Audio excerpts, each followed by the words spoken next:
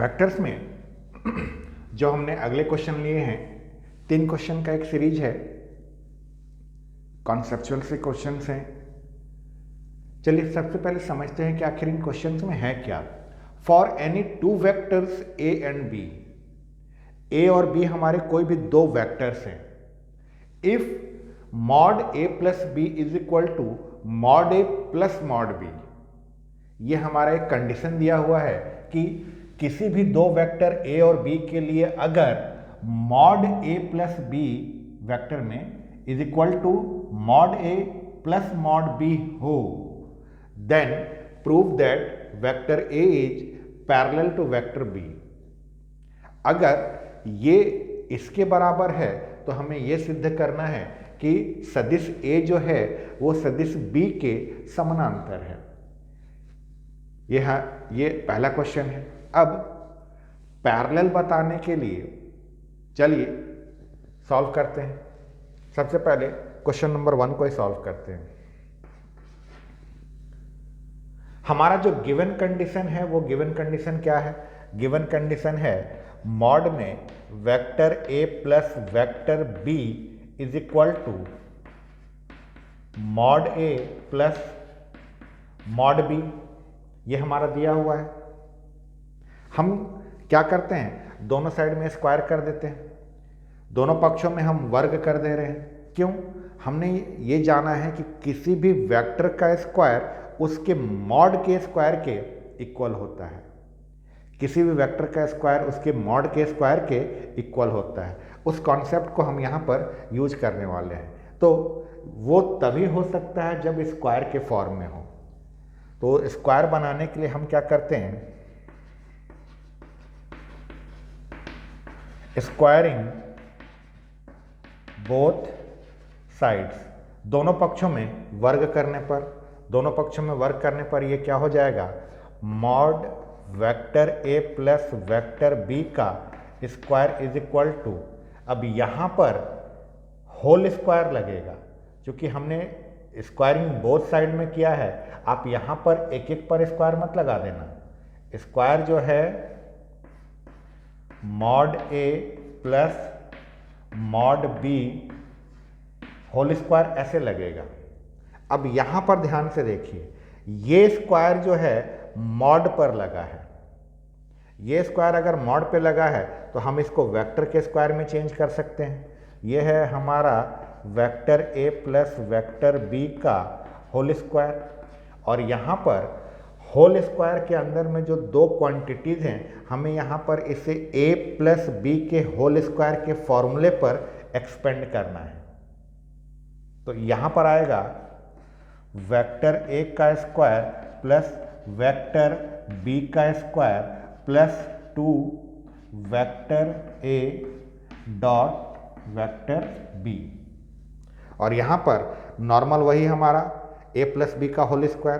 तो यहाँ पर भी जब a प्लस बी का होल स्क्वायर लगाएंगे तो ये हमारा बनेगा वेक्टर a का whole square plus vector b का whole square plus 2 times vector a dot vector b। और इधर में ये जो स्क्वायर लगा है ये मॉड पर लगा है। किसी भी मॉड का स्क्वायर उस वेक्टर के स्क्वायर के इक्वल होता है। तो यहाँ से हम इसे लिख सकते हैं वेक्टर a का स्क्वायर, इसे हम लिख सकते हैं वेक्टर b का स्क्वायर, और ये प्लस का 2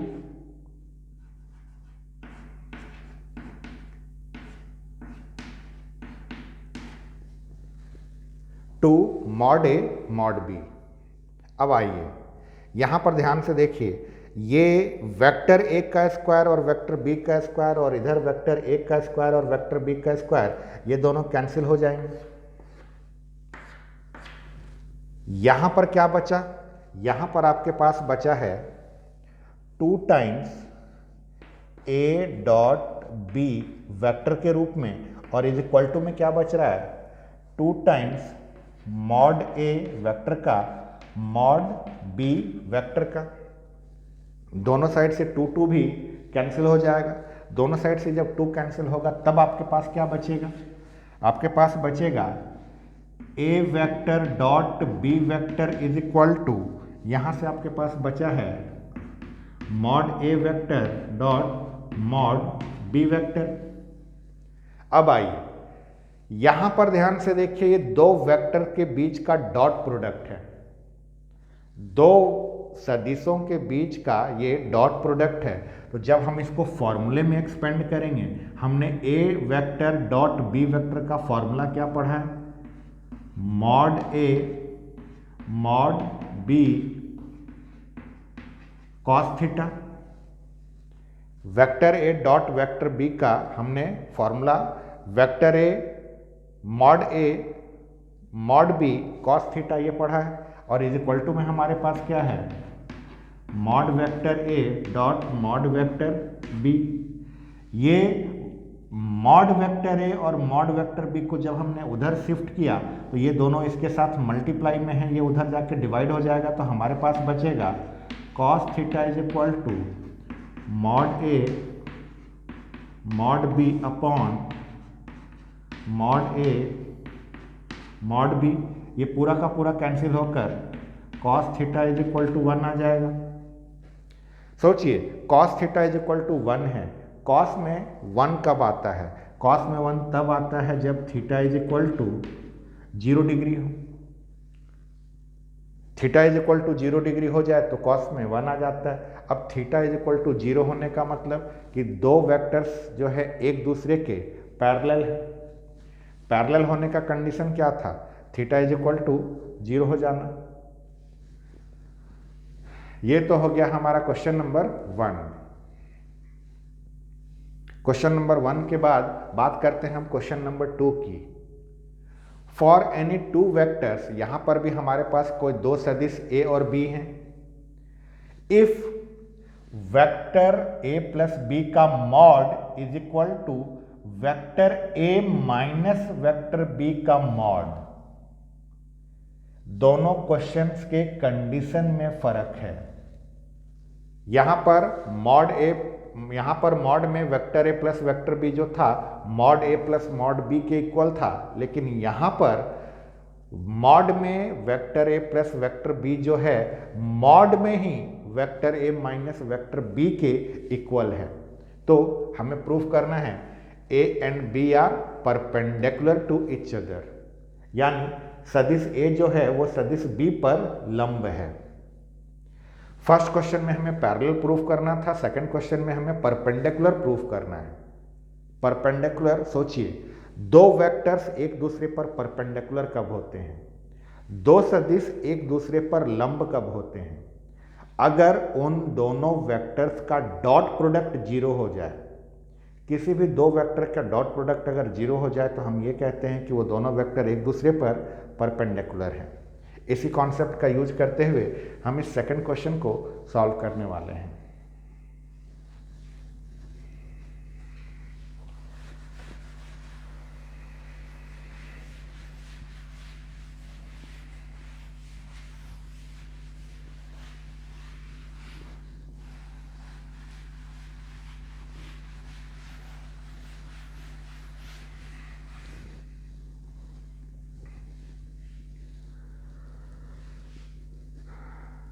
हम सेकंड क्वेश्चन को सॉल्व कर रहे हैं। सेकंड क्वेश्चन में जो हमारा कंडीशन है वो क्या है, कंडीशन है हमारा मॉड में vector A plus vector B जो है ये मॉड में ही vector A minus vector B के इक्वल है। वापस बनाने का हमारा वही प्रोसेस, चूंकि मॉड लगा हुआ है तो हम दोनों साइड में इसको स्क्वायर कर देते हैं।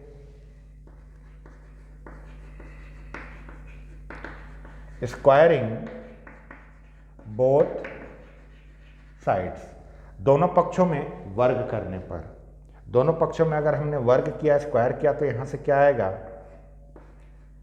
मॉड में a प्लस बी का whole square is equal to mod में ही vector a minus vector b का होल स्क्वायर। अब सोचिए for any two vectors a and b, a और b ये दोनों क्या हैं, a और b दोनों वेक्टर्स है। ए और बी अगर दोनों वेक्टर हैं तो जब आप ए प्लस बी करिएगा, अगर आपने ए वेक्टर में बी वेक्टर को जोड़ दिया तो जो भी आपका यहाँ पर आंसर आएगा वो आंसर भी अपने आप में एक वेक्टर होगा। और अगर आपने वेक्टर ए में से वेक्टर बी को माइनस कर दिया तब यहाँ पर जो आपका आंसर आएगा वो आंसर भी अपने आप में एक वेक्टर होगा। यानी मैं जो यहाँ पर देख पा रहा हूँ vector A plus vector B, दरअसल ये सॉल्व जब होगा तो सॉल्व होने के बाद ये अपने आप में कोई एक वेक्टर होगा और उस वेक्टर का ये मॉड है। हमने क्या सीखा है कि किसी भी वेक्टर का मॉड का स्क्वायर उस वेक्टर के स्क्वायर के इक्वल होता है। यानी इस मॉड को हम चेंज कर सकते हैं नॉर्मल वेक्टर के फॉर्म में। सेम सिचुएशन यहां पर भी। अब यहां पर नॉर्मल ए प्लस बी का होल स्क्वायर के जैसा इसको एक्सपेंड कर देते हैं तो ये हमारा क्या हो जाएगा, ये हो जाएगा वेक्टर ए का whole square plus vector B का whole square plus 2 times A dot B vector, और यहाँ पर वेक्टर ए का whole square plus vector B का whole square minus 2 times A dot B vector. दोनों साइड से ध्यान से देखिए, ये वेक्टर ए का स्क्वायर और ये वेक्टर ए का स्क्वायर यहाँ से कैंसिल हो गया। वेक्टर बी का स्क्वायर और वेक्टर बी का स्क्वायर भी दोनों साइड से कैंसिल हो गया। अब आपके पास क्या बचा, 2 vector A dot vector B is equal to -2 A dot B. इसको अगर आप इधर लेकर आ जाएं तो यहाँ पर 2 A vector dot B vector plus 2 A vector dot B vector is equal to का 0 आएगा। ये हमारा बनेगा 4 A dot B is equal to 0। ये 4 उधर जाकर डिवाइड हो जाएगा तो यहाँ से आएगा vector A dot vector B is equal to 0। अब आइए, हमारे पास क्वेश्चन में था for any 2 vectors A and B. A और बी जो हैं कोई भी 2 वेक्टर्स हैं। अब इन दोनों वेक्टर्स का डॉट प्रोडक्ट 0 है। अगर 2 वेक्टर्स का डॉट प्रोडक्ट 0 है तो इसका भावार्थ क्या है? इसका भावार्थ ये कि ये दोनों वेक्टर एक दूसरे पर परपेंडिकुलर हैं। तो इसको लैंग्वेज में कैसे लिखेंगे? Since A vector dot B vector is equal to 0, therefore vector A is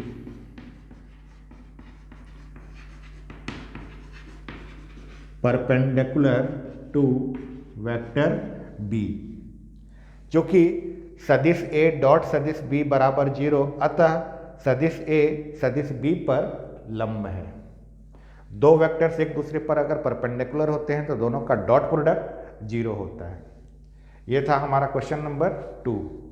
question number 3 जो है सेम यही है जो हमने अभी क्वेश्चन नंबर 2 में किया, यही क्वेश्चन नंबर 3 भी है।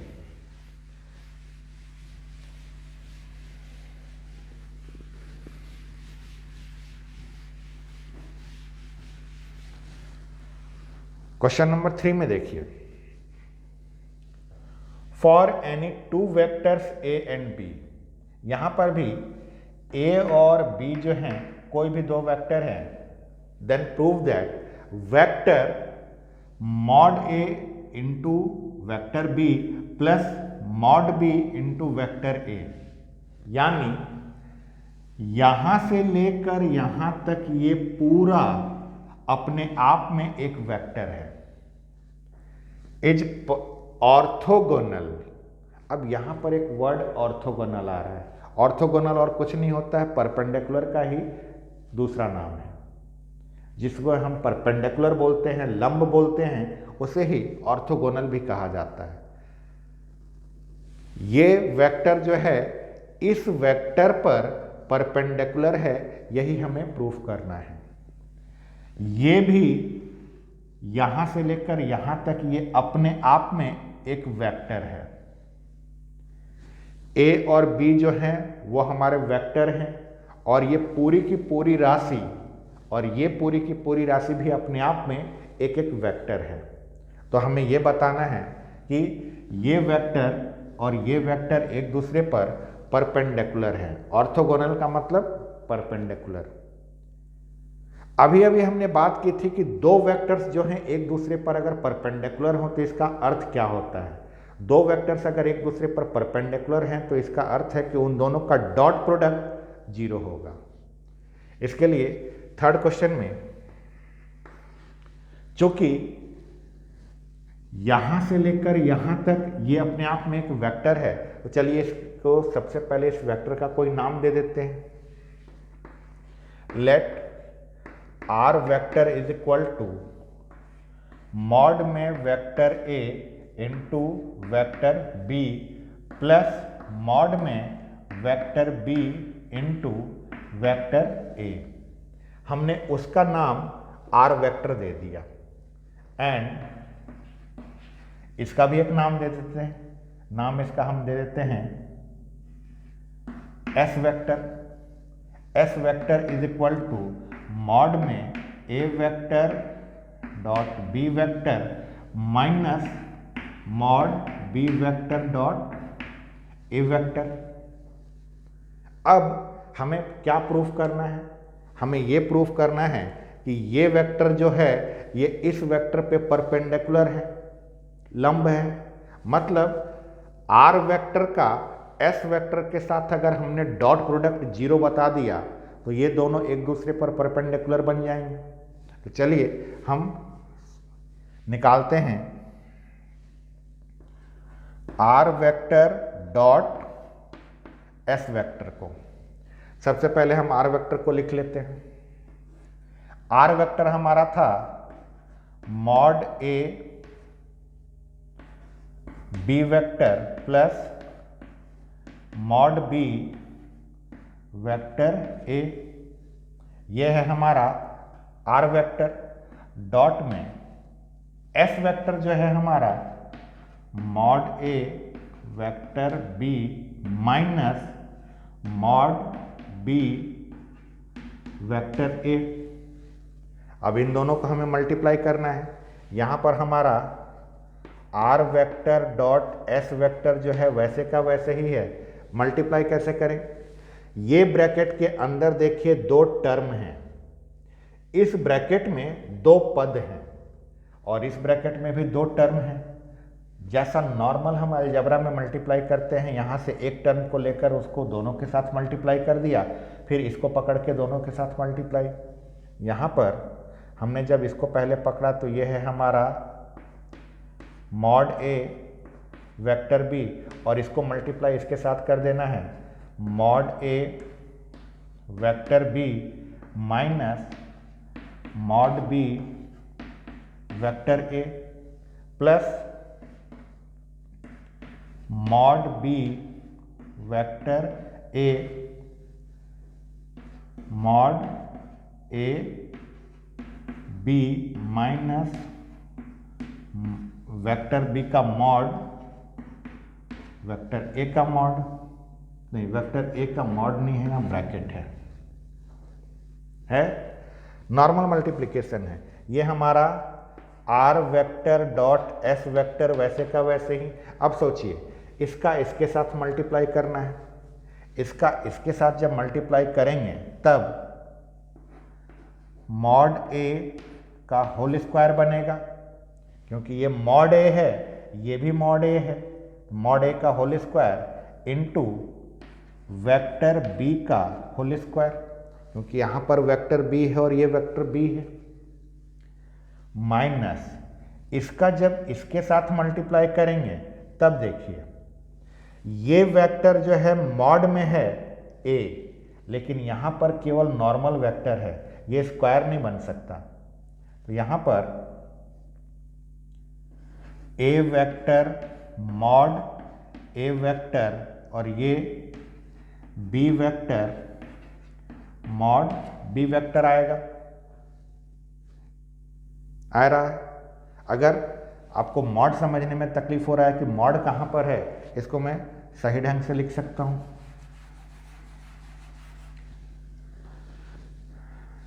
पहले मॉड वालों को लिख लेते हैं। हम इसका मल्टीप्लाई इसके साथ जब कर रहे हैं तो यहां पर mod A vector, mod B vector और फिर ए वेक्टर बी वेक्टर, ये समझने में ज़्यादा आसान है। ये इसके साथ मल्टीप्लाई हो गया, इसका इसके साथ मल्टीप्लाई हो गया, प्लस इसका जब इसके साथ करेंगे तो यहाँ पर भी देखिए, यहाँ पर मॉड में वेक्टर बी है, यहाँ पर वेक्टर बी बाहर है, यहाँ पर ए वेक्टर बाहर है, यहाँ पर ए वेक्टर मॉड में है, तो यहाँ पर भी मॉड ए मॉड बी और ये हमारा वेक्टर ए वेक्टर बी, इसका इसके साथ मल्टीप्लाई हो गया, इसका जब इसके साथ करेंगे, देखिए मॉड के अंदर वेक्टर बी है, यहाँ भी मॉड के अंदर वेक्टर बी है, बाहर में वेक्टर ए है, यहाँ पर भी बाहर पे वेक्टर ए है, तो यहाँ पर प्लस माइनस ये माइनस आएगा, ये और कुछ नहीं वेक्टर ए का स्क्वायर और मॉड बी का स्क्वायर बनेगा। यहां के बाद अब जरा इस वाले टर्म और इस वाले टर्म को देखिए, ये पूरा का पूरा माइनस में है और ये पूरा का पूरा प्लस में है दोनों एक ही चीज, तो दोनों तो यहाँ पर सबसे पहले ये पूरा का पूरा इलाका और ये पूरा का पूरा इलाका कैंसिल हो गया। वापस से यहाँ समझिए, यहाँ पर स्क्वायर है, किसका स्क्वायर है? मॉड का स्क्वायर है, तो मॉड का स्क्वायर जो है वेक्टर के स्क्वायर के बराबर हो सकता है, और यहाँ पर देखिए ये वेक्टर का स्क्वायर है, तो इसे हम मॉड का स्क्वायर बोल सकते हैं। आप इसे और उसे ध्यान से देखिए, दोनों एक ही चीज है। मॉड का स्क्वायर जो होगा वेक्टर का स्क्वायर होगा, यानी हम इसे वेक्टर ए का स्क्वायर लिख सकते हैं। यहाँ पर देखिए ये वेक्टर ए का स्क्वायर है, और ये जो नॉर्मल वेक्टर का स्क्वायर है इसे हम मॉड बी का स्क्वायर भी बोल सकते हैं। तो यहाँ पर और वहाँ पर वो देखिए सेम है, तो ये दोनों भी क्या हो जाएंगे? कट जाएंगे। ये अगर दोनों कट गए तो हमारे पास क्या बचा? R vector dot S vector is equal to में 0 बच रहा है। अगर कोई चीज़ प्लस माइनस से कटता है तो वहाँ 0 बचता है। अब यहाँ पर इन दोनों को देखिए कि आर वेक्टर और एस वेक्टर का डॉट प्रोडक्ट 0 आ रहा है। दो वेक्टर का अगर डॉट प्रोडक्ट 0 आ रहा है तो उसका मतलब कि ये दोनों वेक्टर्स जो हैं एक दूसरे पर परपेंडिकुलर हैं। लैंग्वेज में since R vector dot S vector is equal to 0, therefore R vector is